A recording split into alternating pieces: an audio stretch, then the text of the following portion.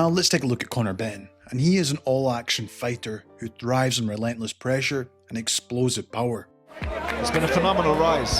Oh, good 1-2 and he's down! From the start of his career, he's always been an aggressive front foot fighter who looks to try to overwhelm his opponents with his pace, intensity, and hard-hitting combinations. Very much so like his father, Nigel Benn.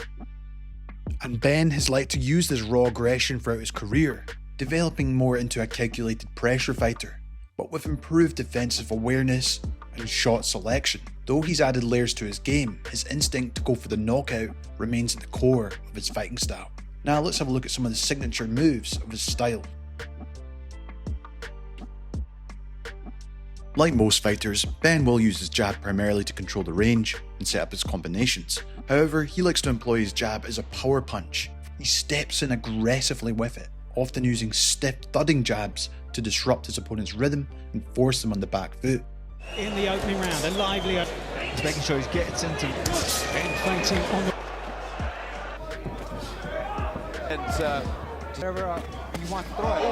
Conor Benn on the front foot, with Conor Benn having success.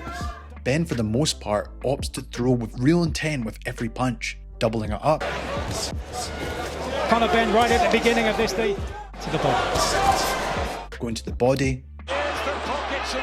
From the 25. It's gone to the body. Hooks onto a nice 1-2 from... When you look at the likes of the out... Or setting up explosive overhand rights and hooks to the body as he establishes his jab dominance. And I'm not trying to take anything away from Conor's performance. The combination of speed, power and aggression makes his jab actually one of the most effective tools in his arsenal, not just for initiating attacks, but actually dictating the pace of the fight. That left-hand jab, which can provide the pathway to so much successes. It's a very solid jab as well, it's a hurtful jab. It's not just a rangefinder. Benn thrives off applying constant pressure, pushing opponents back with an aggressive front foot style. He doesn't hesitate to close the distance, often overwhelming opponents with his physicality and work rate. His intensity forces mistakes, allowing him to capitalise on the short, sharp combinations. However, what makes Benn's pressure more effective in my opinion is his use of feints. He's constantly twitching and giving different looks with his lead hand or guard, keeping his opponents guessing and forcing them into a reactive mode.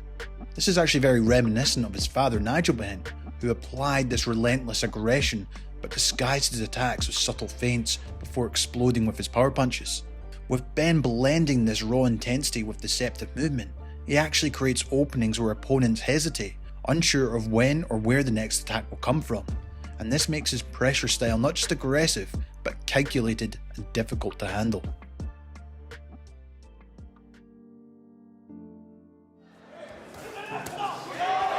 Beautiful from Conor Benn, and that hurt Peno, and he's down. There's no denying that one of Benn's most dangerous weapons is his overhand right, a punch he throws with serious intent and precision. In his younger years he used to swing wildly, but Benn has developed a sharp sense of timing with the shot, allowing him to land it clean against opponents who hesitate or misjudge his rhythm. A key to his success with the overhand right is how he sets it up behind his jab. He typically aims to condition his opponent with the powerful jabs I discussed, either to momentarily blind them or tighten their guard, but mainly to the body, as he tries to get them to lower their guard so he can create that gap for the right hand over the top. And it's true, because he's not winning this fight. He's losing most of it. Ooh, what a right hand. Two big right hands. In his toolbox, you know, that right hand that's been so successful in his last couple of fights. Look at that right hand from Benn, and that staggered Orozco back. Back to the fundamentals of boxing. Good right hand over the top. That was a jab to the body, right hand over the top. From Benn. It's been a phenomenal rise. Oh, good 1-2 and he's down! Left-right combination. There it is right there, see? Hurt him. Clearly showing There it signs. is right there. And he's seconds away.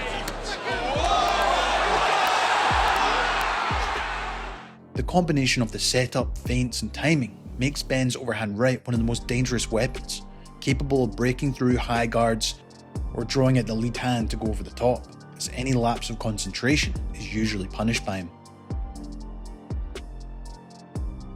While I wouldn't necessarily say Benn is known for his elite defensive skills, he does actually have great head movement when closing the distance, an important aspect for a pressure fighter. Working really well behind the jab. I was talking to Tony Sims, his trainer at the... This is great action. Getting low. Beginning to unleash now, really putting the feet and the whole body behind these.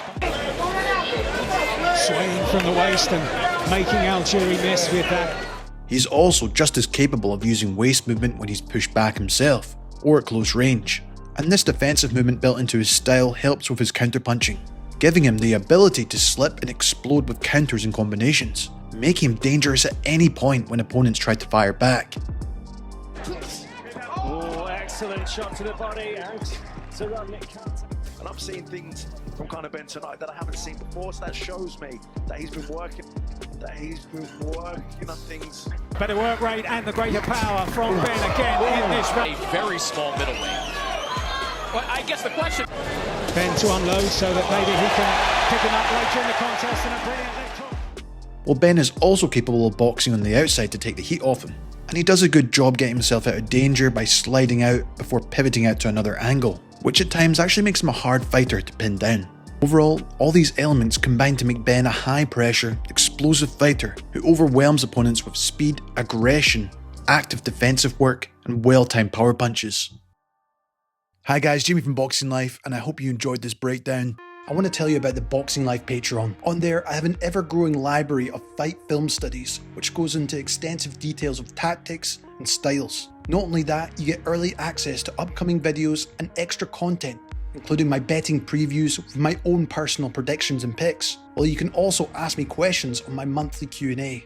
If you want to go a step further, the champ level tier gives you the request for me to create your own film study or cover a boxing topic. Whether it's your favourite fighter or an upcoming fight, I'll cover it. This is a great way to support the channel and for me to dive deeper into the sweet science without the worry of content getting blocked or demonetized on YouTube. If you want to try it out, there is a 7-day free trial.